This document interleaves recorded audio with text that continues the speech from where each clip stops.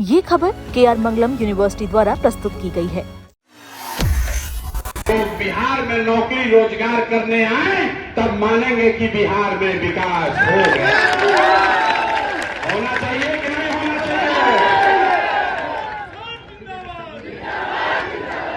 1.25 करोड़ बिहार के बच्चे 10-15 हजार रुपए के लिए अपना माँ बाप परिवार घर गांव छोड़ के कैसे कैसे दुरूह परिस्थिति में रह रहे हैं।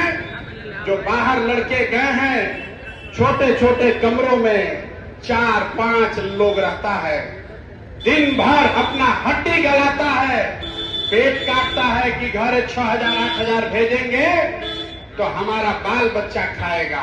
और जब वोट का समय आया तो उसी सरकार ने 10-10 हजार रुपया देकर आपका वोट खरीद लिया। 10,000 में आपने अपना वोट नहीं बेचा, 10,000 में आपने अपने बच्चों का भविष्य बेच दिया। 10,000 में आपने अपना इंदिरा आवास बेच दिया। 10,000 में आपका पेंशन चला गया। इसी भ्रष्ट व्यवस्था में आगे 5 साल रहना पड़ेगा। लोग से पूछते हैं, अरे भाई 10,000 में वोट काहे दिए थे? कहता है भैया एगो हम गरीब आदमी, एगो हमरा वोट से क्या होगा? सोचा 10,000 ही ज्यादा है। क्यों? क्योंकि लोगों को वोट का कीमत ही नहीं पता। आपको वोट का कीमत ही नहीं पता है। आप जो एक वोट देते हैं, कोई नाली पर दे दिया, कोई गली पर दिया, कोई 5,000 रुपया पर दिया, कोई मुर्गा भात पर दिया, कितना आदमी तो जात के नाम पर मुफ्ते में दे दिया। मेरे भाई, एक वोट जिसको आप देकर मुख्यमंत्री बिहार का राजा बनाए, वो आदमी हर साल, ध्यान से सुनिए, वो आदमी हर साल 3.5 लाख करोड़ रुपया के तिजोरी का मालिक है।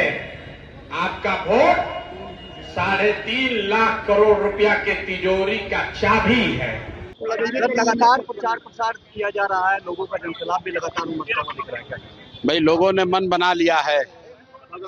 जो नवंबर 2025 में गलती हुई है, इस बार बिहार के सबसे प्रबुद्ध और समृद्ध मतदाताओं ने ये तय कर लिया है कि जो नवंबर 2025 में 10-10 हजार रुपए में का लालच देकर जो सरकार ने वोट खरीदा है और सरकार बनी है, उसका हिसाब बांकीपुर में चुकता किया जाएगा।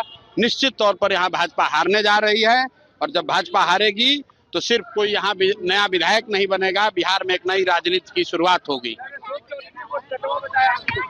कौन? अशोक चौधरी ने फिर से शुरू किया। सर्वदलीय नेता बहुत दिन के बाद बोले हैं। मूर्छित होकर कितना दिन से गिरे हुए थे। मंत्रिमंडल में दूसरे तीसरे नंबर से लुढ़कते लुढ़कते 10 पर पहुंच गए हैं। फिर बोलेंगे तो अब पता चला कि इस बार अगली बार मंगल पांडे की तरह मंत्रिमंडल से बाहर हो जाएंगे। उनको ये बोलिए, उनको बोलिए कि भैया जो काम कर रहे हैं, जो मंत्रालय मिला है उसमें काम करके दिखाइए, नेतागिरी मत कीजिए। जनता ने जिम्मेवारी दी है, 4 साल में काम कीजिए। ज्यादा चोरी कीजिएगा, इधर उधर का बात कीजिएगा तो अभी 10 नंबर पर पहुंचे हैं, 10 से लुढ़क के मंत्रिमंडल से बाहर हो जाइएगा। सम्राट चौधरी को पद से हटाने की भी अपील आप लोगों से कर रहे हैं। बिल्कुल स्पष्ट कैमरे पर कह रहे हैं, सम्राट चौधरी को बिल्कुल हटना चाहिए। इसलिए हटना चाहिए कि पहली बात, जनता ने सम्राट चौधरी के नाम पर वोट नहीं दिया था। दूसरी बात, जब से ये बने हैं, इस आदमी का चाल चरित्र चेहरा पूरा बिहार देख रहा है।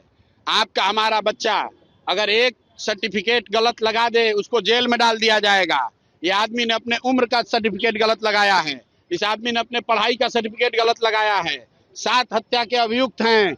ऐसे आदमी के रहते हुए बिहार में बेहतर भविष्य की कल्पना करना बेईमानी है। अपराध मुक्त बिहार की बात करना बेईमानी है।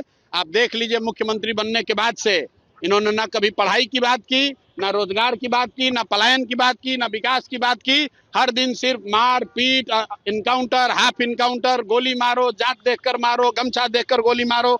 ये सिर्फ अपराध और अपराधियों की बात करते हैं। इस आदमी का हटना जरूरी है और ये तब हटेंगे क्योंकि एनडीए की सरकार है, भाजपा का सरकार है, वो तो हट नहीं सकता है 4 साल। लेकिन अगर मुख्यमंत्री बदलना है तो सबको मैं अपील कर रहा हूँ कि आप बांकीपुर में भाजपा को हराइए। भाजपा का नेतृत्व अपने आप इनको हटाएगा। और हम लोग अगर बिहार का भाग्य अच्छा हुआ तो भाजपा का ही सही, लेकिन कोई अच्छा आदमी मुख्यमंत्री बने। हम लोग राजनीति करने सिर्फ नहीं आए हैं, कोई अच्छा आदमी मुख्यमंत्री बने जिससे बिहार का भला हो, बिहार का विकास हो, हम लोग ये चाहते हैं। थालापति आ रहे हैं क्या आपके समर्थन में? हमारे समर्थन में बांकीपुर की जनता है, बिहार की जनता है, लोगों का आशीर्वाद है, किसी को आने की जरूरत नहीं है। बांकीपुर की जनता काफी है, वो अपने लिए भी इंसाफ करेगी और पूरे बिहार में जो अन्याय हुआ है 2025 नवंबर में, उसका भी हिसाब सूद समेत पूरा करेगी।